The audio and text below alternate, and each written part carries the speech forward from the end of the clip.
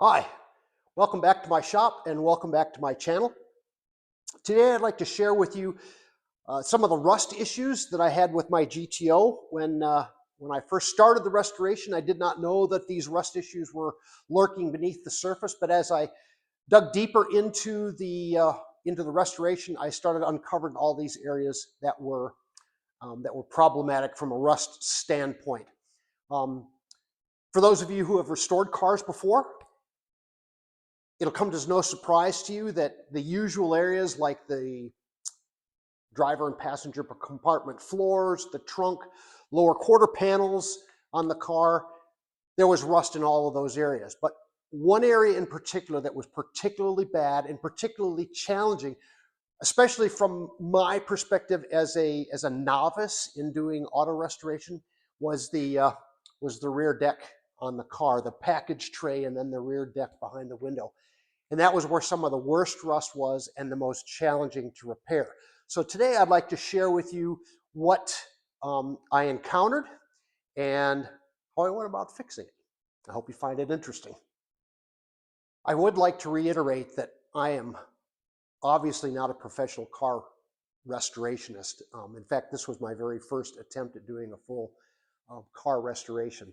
So I want to mention that because it's not my intent to take and by showing you what I did with the car and how I approached fixing these issues.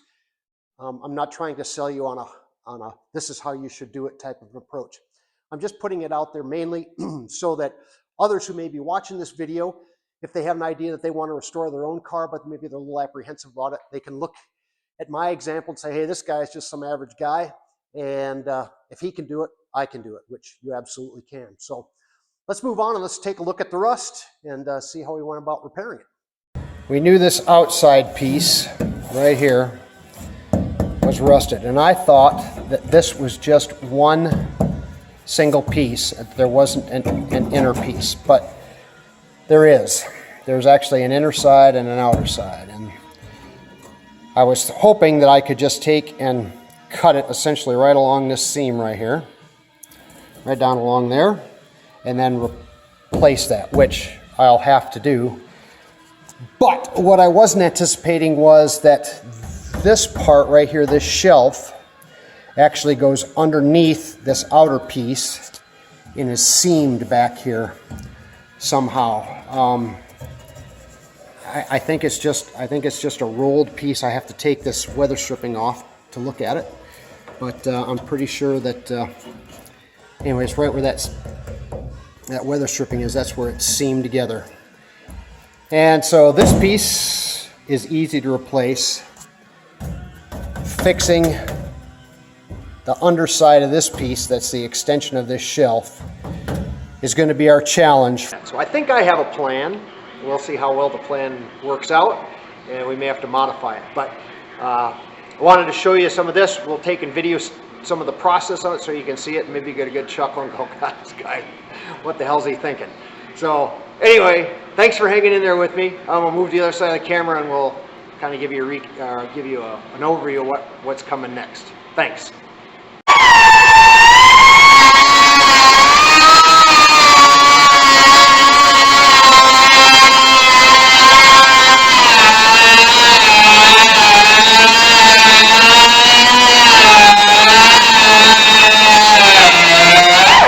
Here we go. We will we'll peel this back, if I can get my fingers under it here. There it is.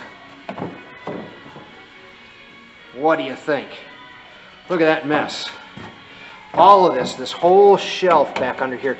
And the really bad part of this is you can see that the top portion of the trunk hinges are actually welded to this.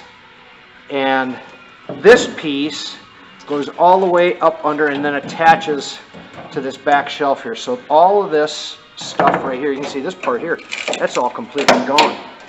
And if you can see around there, that trunk hinge, it's welded secure to the fender well, but not to the body up here anyway. So wow, this is going to be it's going to be a bit of a challenge. All right, the top part of the skin has been removed, as you can see. I left 2 inches on the ends here to perhaps flange this part so that the other part can fit down into it. But we'll see about that. The substructure down here is obviously really bad. I left this part of the window frame in place, mainly to kind of reference, but this piece here is independent of this window frame part. I don't really know how I'm going to take and repair this. This sub piece rolls all the way around and is actually part of the window channel, or I'm sorry, the rain gutter for the trunk. And I was going to leave this piece, and I was just going to take and weld the other piece over the top of this. But looking at this, there are actually a bunch of pinholes and stuff, and not just pinholes, but big rot in this water channel here as well. So I don't know how I'm going to repair this, but I think what I need to do is to manufacture a piece that I can weld to this part, and then have it slide underneath. Oh gosh, you know, I don't know. Maybe I should cut that out too. I just don't know. Anyhow, I've got to manufacture a piece that goes from this edge all the way up onto this. And I think maybe if I go along to, you know, cut maybe along here all the way across, then I can weld to this part, because this is, although it looks pretty nasty, it's not rotten. I think maybe that's what I'll do. Once I had cut out all of the rotten metal and determined how to make the repair, I created a template out of poster paper that I could use to lay out the sheet metal repair that would become the structural repair underneath the rear deck. To attach the repair panel to the car, I drilled a series of holes around the perimeter of the panel where applicable, and I would use those holes to create plug welds for joining the new panel with the old material in the body. In some sections of the video, you're probably going to hear me incorrectly refer to these welds as spot welds, but in reality, they're plug welds. I also used edge welds where appropriate. The bead roller was a very necessary tool because it allowed me to take and put stiffening ribs in the repair panel that went underneath the rear deck. And without that, I wouldn't have had the required stiffness in that big piece of sheet metal that went into the car. The patch panel for all the rusted area, as you can see, is now welded in place. A whole bunch of spot welds. And it was kind of a challenge, more so than I thought it was going to be. But I'm pretty happy with the results overall. So that's the structure that underlies, obviously, the outer skin. And now we'll drop the outer panel. I spent about the last two and a half hours, I don't know, cutting and shaping this panel. And we'll just lay it in place. And I got to do a little bit of body work to get it to all lay in there. There's the outer panel. She fits in there pretty well. I've got some flanges on the left and right side there that this butts into, which is where we will obviously weld it. But it's nice clean edge for the rear window to sit in. That was all rotted before. And then the gutter, rain gutter around the top of the trunk, which was also pretty bad. That's all now going to be shiny and new. So the only thing left with this part is to do a little bit of body work to make sure everything fits nice and snug, and then get out the welder and spend, I don't know, it's probably going to take me 3 or 4 hours. Well, that's the story behind the repair of the rear deck on my GTO. I hope you found it interesting.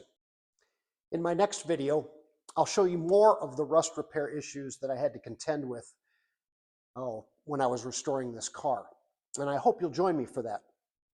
If, however, there are some areas that are of particular interest to you, a different part of the car, a different type of repair, mechanical or interior or paint or whatever you have on your mind, then please drop me a comment in the comments section. I'm going in a kind of a particular order here, but I'm really happy to take and mix things up as we do these videos, and hopefully you'll find that to be interesting and helpful to you. Thanks for joining me today. If you enjoyed this video, please consider subscribing to my channel, and also please consider sharing this video with your friends. I hope to see you again real soon for my next video. And anyways, until next time, have a great day, and we'll see you soon. Bye.